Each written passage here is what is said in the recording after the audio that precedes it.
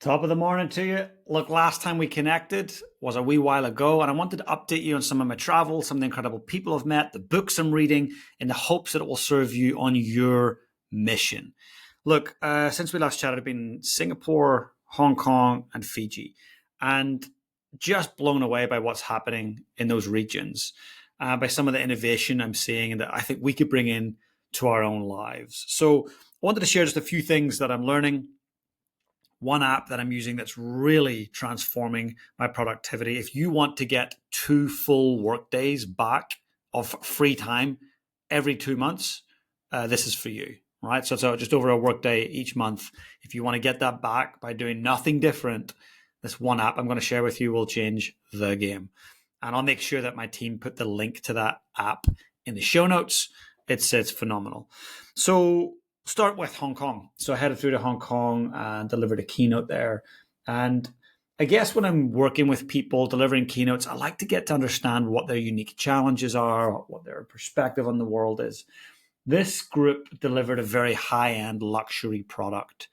And for them, market changes in terms of macro, like when big things happen at macroeconomic level, or there's war, or there's Mr. Trump does some things that influences the share market, it can really impact their model of operating. That luxury end can often be a thing that people push aside. So I was talking to them about mindset and how incredibly important mindset is in navigating uncertainty. Over the years, I've worked with leaders of armies and governments, and they deal with a lot of uncertainty. But the one thing that they're in control of is their mindset. And the one thing they can influence is the mindsets of others. And so I really spent time with them in Hong Kong saying, this is how you adopt a possibilitarian mindset. That's the mindset of looking through the lens of what's possible rather than just focusing on problems. Let's face it, people who focus on problems, dime a dozen. People who are facing problems but focus on possibilities, 1 in a million. Which one do you want to be? Do you want to be the minuscularian, the person with minuscule small thinking, or the person who truly looks through the lens of a possibilitarian, looking through the lens of what's possible? In that keynote, my goal was to equip them with tools to be possibilitarians. And that's what I love when I go in working with teams or delivering workshops. How can I equip them? It's not about just inspiration. Yeah, I want to tick that box for sure. I want them to go away and go, that was epic. However, I want them to also go away and go, whew, that was practical. That helped. There's one tool I can use. So in Hong Kong, got to catch up with some other leaders from different industries, in the food and beverage industry in particular. That was interesting. Then I flew through to Singapore, and it's a fascinating place. It's the size of Lake Taupo in geographic size, but it's got 6.5 million people. Obviously, they've scaled upwards, but it works. It's smooth. Innovation is right at the heart of what they do and how they think. I met up with my old high school mate who was one of the early staff members at Facebook, and he's now at Stripe. But I sat down and had a really awesome, we went to like a local hole-in-the-wall restaurant, and he brought along one of his mates for me to meet, who's the head of Facebook, or Meta, for Asia Pacific. And we just sat and chatted about how they see the world, what drives growth at Facebook, what drives decisions around hiring or firing. And very interesting to see that that neck of the woods faces very similar issues that we do here in New Zealand and Australia. And the one thing that helps them navigate it is leadership and innovation. Leadership and innovation. I'll repeat that again, leadership and innovation. Like, that's what we need in abundance, is great leaders who want to innovate. What got us to here will not get us to there. We need people who are willing to take risks and to move forward. So I had a bit of fun in Singapore too. I got to see around the city, did a 4-hour bike tour. Oh my God, it was awesome. I sweated buckets, I'll be honest. The humidity there is nuts for this Irish guy, but I loved it. Got to see all the different influences. The one thing I love about it is that there's so many cultures and they all blend together quite beautifully. And there's a very open mindset in Singapore. They have high standards, rules, and expectations as a government, that's for sure. I don't think it's a bad thing either. But there's very open mindset around technology, work, how we work, growth, finance. It's amazing. And of course, they have such great businesses there, great food there. I'll be honest. Yeah, I really indulged, but I think it's important to get away and try new things. So I wrote down a few things I learned about myself on that trip that I thought I'd just share with you. So number one, I feel like my routine helps me battle jet lag. What I mean by that is, like, I get up at 5 a.m. no matter where I am in the world. And I feel that really, really helps. There's the odd occasion when I'll have a sleep in, but it's odd. It's not weekly. But that 5 a.m. rigid get up time allows me to adapt. So I didn't get any jet lag in the Hong Kong, Singapore trip. The other thing I learned about myself is that I feel like I'm the least, I'm just reading from my journal, by the way, for those that are watching. Why I wonder why I'm looking down. I feel like I'm the least intelligent person at most tables I sit at. And you know what? I plan to keep it that way. I genuinely feel like I've got the least brain cells at most tables I sit at. You know, that lunch table I'm sitting at with my mate, high school mate, and the head of Facebook, least intelligent person at the table. You're listening to him right now. But I loved it, and I asked a bunch of questions, and hey, they were equally as curious, and they asked lots of questions too, but I still felt like they were the geniuses. And I plan to stay that way. When I feel like I'm the smartest person in the room, I know I'm not growing. And yeah, there's some rooms you got to go in and give back. I get that. But you don't want to spend your entire life doing that. Like, growing is essential. I also realized that I'm a simple requirements traveler. So I don't go crazy and do the skydiving. I don't do crazy and eat snake and drink snake blood. I don't do that. Like, I'm pretty simple, but I do like to see where I am, and I do like staying in nice places. And I don't mean that from a braggadocious standpoint, but I love having a safe space in a nice part of town that's close to things, that's got the amenities. When I'm away from home, I just like it. And I've not always been able to do that or afford that. So I'm really grateful that I get to stay in these cool cities and stay in a place that I feel safe and comfortable.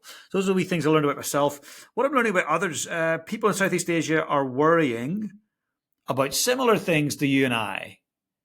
Certainty, the future, AI.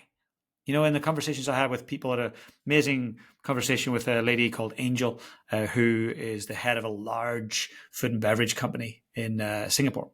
And we're talking just about, what she sees and how she sees the world. And they're future focused. Her and her team, so future focused, but people are at the center of everything they do. People, not just tech and AI, people.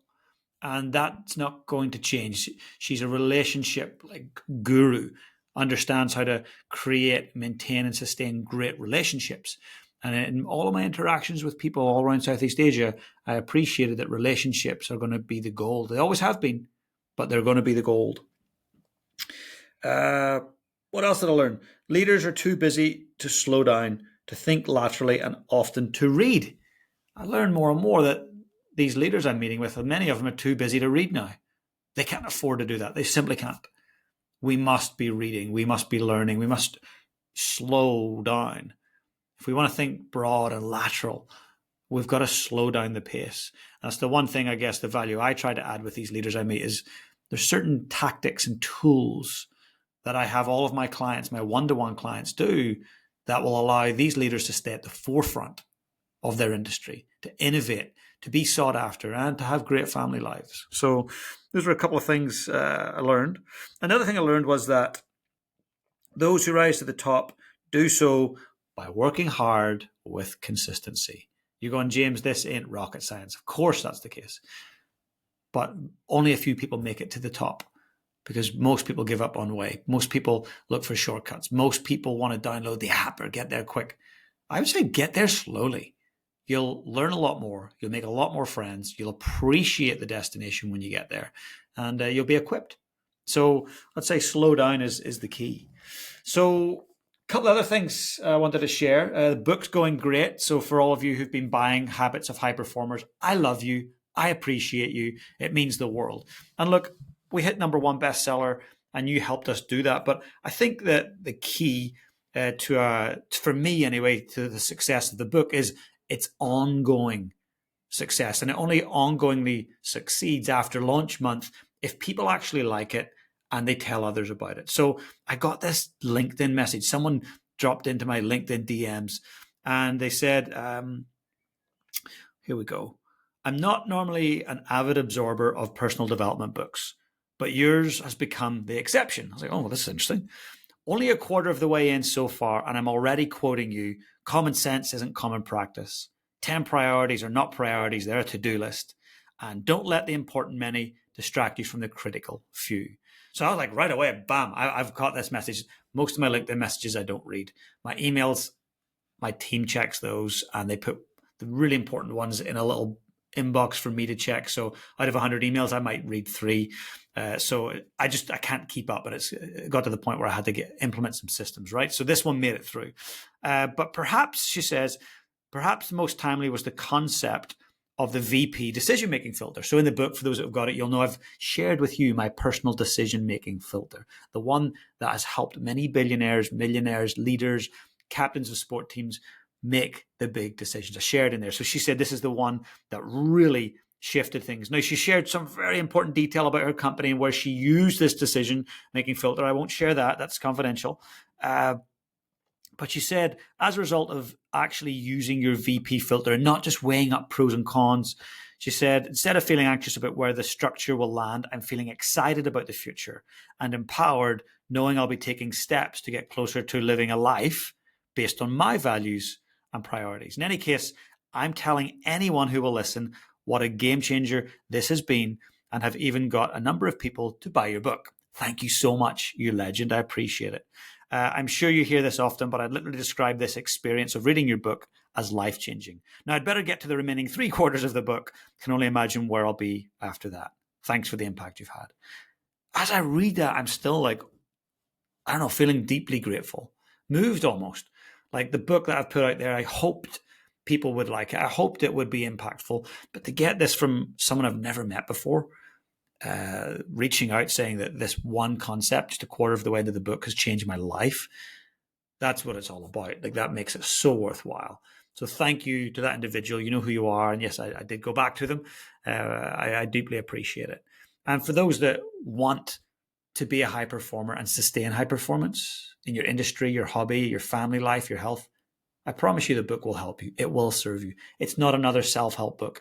It's a practical, pragmatic playbook or a masterclass designed to take you right through it in a specific order. That's the key. Very specific order that I take my clients through. So I hope you enjoy the book. If you haven't got it, it's in the link in the show notes. Habits of High Performers, available at all good bookstores in Australia, New Zealand. So anything else that's on your mind, I would like to know. I'm a big believer in learning from what people's greatest challenges are. So if there's anything you're struggling with right now, could you let my team know? I'd really appreciate that. Let us know what you're struggling with. Let us know what your challenges are. Let us know what you're focused on trying to solve right now. That would be really, really cool. And I'm going to let you in on something. So I was chatting with Caroline recently, and about 5 years ago, we hosted a private invite-only mastermind retreat down in Queenstown. And a number of people applied, and we went down and flew in a former world leader. They spent the day with us. We jumped in helicopters, went up on the ice, and it was awesome. And a really good opportunity to get away from the day-to-day hustle. In 2026, we're planning to have a high-performance retreat, again, by application only. I would like to know, would you like to come? Right? I just want to gauge your interest to start with before we get into planning. It'll, as I say, be by invite only. It'll be people who are high performers, ambitious. They care about getting healthier, happier, more financially abundant. They care about building a masterful network that will help them in their lives, both personally and professionally. So if you think you'd like to come and do a multi-day retreat, can you please let me know or let my team know? And you can let us know by DMing me on LinkedIn. You can send my team an email, caroline@jjlaughlin.com. On Instagram, you can DM me. Wherever you hang out, just say, James, you mentioned that you might be doing a retreat in 2026. I'd be keen to jump on the wait list. And then I'll let you know where we go from there. So I just want to gauge the interest to start with. But certainly I'd bring in some amazing people. Like last time we had a former prime minister. The next time we'll probably have very similar caliber of people, but spending quality time away from work, away from the hustle and bustle to go deep on what matters most. So do let me know.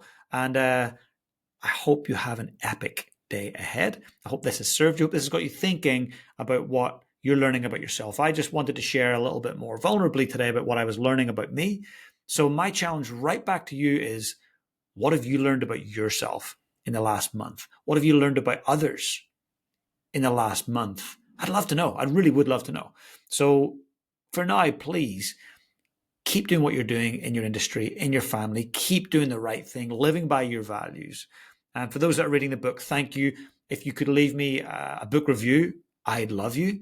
So I'll put a Goodreads link in the show notes. If you leave me a review, I would deeply appreciate it a lot. But for now, please get out there and lead your life on purpose.